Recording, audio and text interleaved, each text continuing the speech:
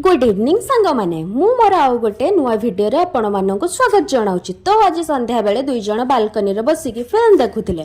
Film देखु देखु मुझे भात भी बसई देइथिली। तापर चिंगुड़ी सुखुआ को भल भाव धोईकी एपटे पियाज टमाटो और आलू को काटी देइथिली। एही भितर मो भात भी हो जाइथिला। तापर कढ़ई रे तेल को गरम करी सुखुआ को भल भाव भाजी देइथिली। तापर पियाज को पकेईकी ब्राउन हवा जाए ताकू भाजी देली। आउ चेन्नई रे आज एते गरम लगुला माने रोसई घरे पूरा मरीगला भलिया लगुला।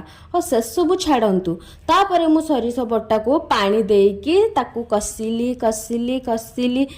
तो तापर मते एते जोर से गरम लगिला मु सही पारिलिनी। जल्दी जल्दी रे टमाटो और आलू को कढ़ारे पकेईकी सिझेबा पई छाड़ी देली।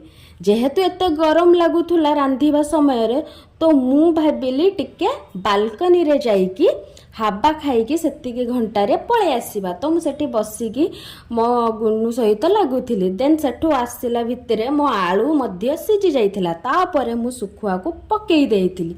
जेहेतु झाल होई नथिला तो मु एठी लंका गुंड पकेई पानी देकी ढाका मारी देली। 15 minutes later एपटे मो बुबू मो पे ठंडा और कुरकुरी नेकी पळे आसीथिले। तापरे बुबू टिके खाइला बेले बसिके स्टाइल मारुथिले। आशा करुछि भिडियोटी भल लागिथिले लाइक एंड सब्सक्राइब करिबा पई जम्मा भी भूलिबेनी। आ मो आईडी को बहुत सारा सपोर्ट करंतु। धन्यवाद।